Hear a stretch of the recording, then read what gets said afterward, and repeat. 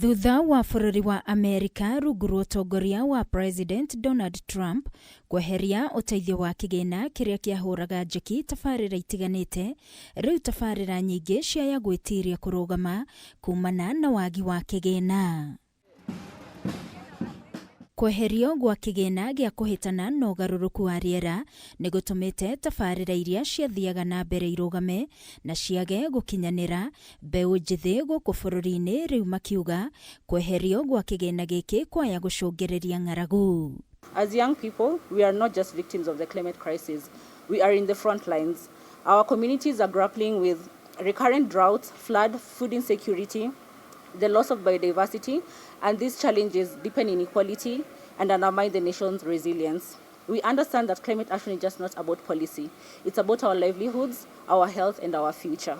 And coming from a region whereby human-wildlife conflict is on the rise, whereby over 1.4 million acreage of land in Taita Taveta, which is under conservation, is greatly affected by the climate change whenever there is hazards and disasters during such as drought.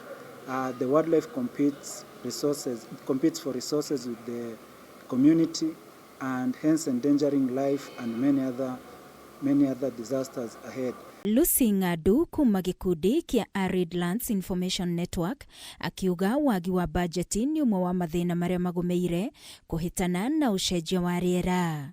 We need a decentralized youth-aligned financing mechanism such as county climate innovation funds, and we are ready to be held accountable.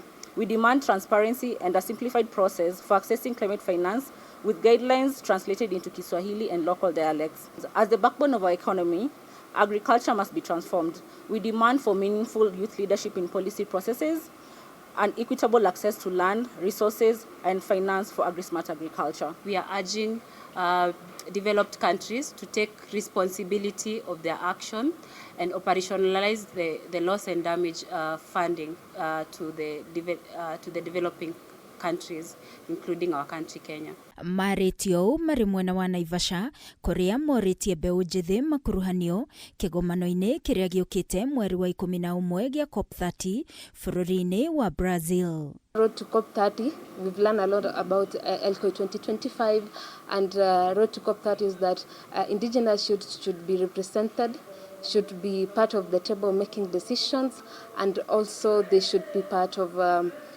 policy making. Ngĩribotera Kameme TV niĩ njĩtagwo Wangui wa Mũirũrĩ.